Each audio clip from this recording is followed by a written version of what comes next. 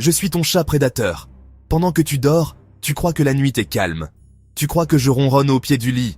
En réalité, ça fait déjà 3 heures que tu es dans ma ligne de mire. Tu entends mes griffes télé sur le sol? Ce n'est pas du hasard, c'est un compte à rebours. Chaque fois que tu bouges sous la couette, je note la vitesse, la direction et les moments où tu ne sens plus rien. Ok, on fait pause. Ce que tu viens de voir, ce n'est pas un chat fou qui t'en veut. C'est un cerveau de prédateur dans un corps de peluche. Dans cette vidéo, on va décrypter pourquoi ton chat continue de chasser alors qu'il a sa gamelle pleine, ce qui se passe dans sa tête quand il vise tes pieds ou tes mains, les signaux d'alerte avant l'attaque et comment canaliser ça sans casser son instinct de chasseur. Tu es sur Psyché Animal, ici on parle cerveau de chat, pas caprice de chat. Quand ton chat attaque tes pieds, il ne se dit pas « Tiens, je vais faire mal à mon humain ». Dans son cerveau, il se passe 3 choses. L'hypothalamus envoie le signal « chasse ». Même s'il a mangé, l'impulsion de chasse se déclenche quand même. Chasse-faim. C'est un besoin en soi. Son système émotionnel se met en mode prédateur. C'est la mémoire de milliers d'années de chasseurs solitaires. Son corps sait quoi faire, sans réfléchir.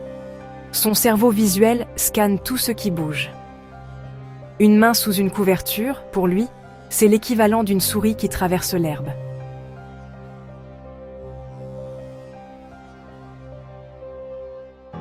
Résultat.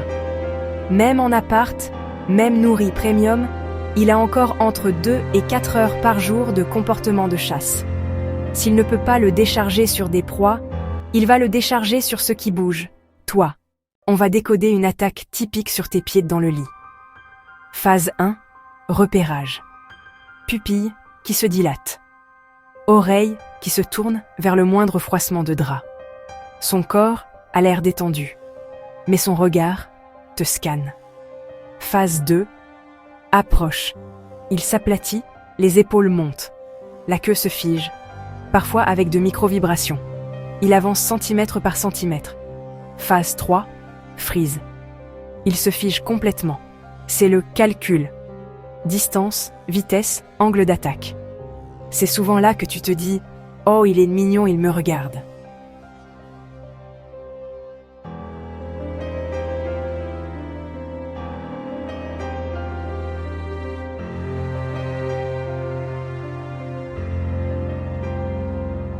Chaque phase est une opportunité d'intervenir avant le pounce. Sauf que, la plupart du temps, tu ne sais même pas que tu es dans le scénario. Observe ces 4 signaux. Les yeux. Regard fixe, presque laser. Pupille très ronde malgré la lumière. Attaque probable dans les 30 secondes. La queue. Pas en mode « je suis content », qui fouette partout. Elle est plutôt horizontale, un peu rigide, avec de petits tremblements en bout. Le corps. Épaules qui montent, dos qui s'arrondit légèrement. Poids du corps basculé sur l'arrière-train prêt à bondir. Le silence. Plus de ronron, plus de petits miaulements. Toute son énergie est concentrée sur la cible. Si tu cumules regard fixe, plus queue qui frémit, plus corps aplatis, tu n'as pas un chat bizarre, tu as un mini-tigre en mode prêt à bondir. Erreur 1. Jouer avec les mains. Tu deviens toi-même le jouet. Donc, pour son cerveau, mordre, griffer ta peau, comportement normal. Erreur 2. Ignorer les signaux. Tu continues de bouger les pieds sous la couette alors qu'il est clairement en mode chasse. Tu nourris le stimulus pile au mauvais moment. Erreur 3. Punir physiquement. Le frapper, le pousser violemment, crier. Tu ajoutes de la peur et de l'imprévisibilité. Et un prédateur qui a peur peut devenir encore plus agressif. Astuce 1. Lui offrir de vraies séances de chasse. Faites 2 à 3 sessions de 5-10 minutes par jour avec une canne, un plumeau ou un laser bien utilisé. Pattern, faire chasser, puis laisser gagner, puis donner une petite récompense. Remplacez vos pieds par une proie acceptable. Astuce 2. Gérer la nuit intelligemment. Jouez juste avant le coucher pour qu'il ait vidé son mode prédateur. Donnez une petite ration après la séance de jeu pour favoriser un gros dodo post-chasse. Astuce 3. Que faire après une attaque? Ne pas retirer brutalement la main. Restez immobile 2-3 secondes, puis détournez l'attention sur un jouet.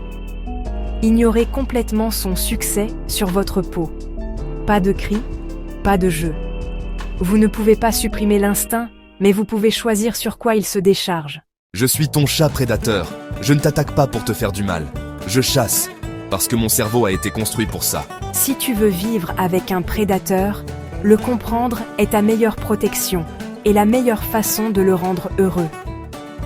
Dis-moi en commentaire, ton chat, il préfère chasser quoi chez toi?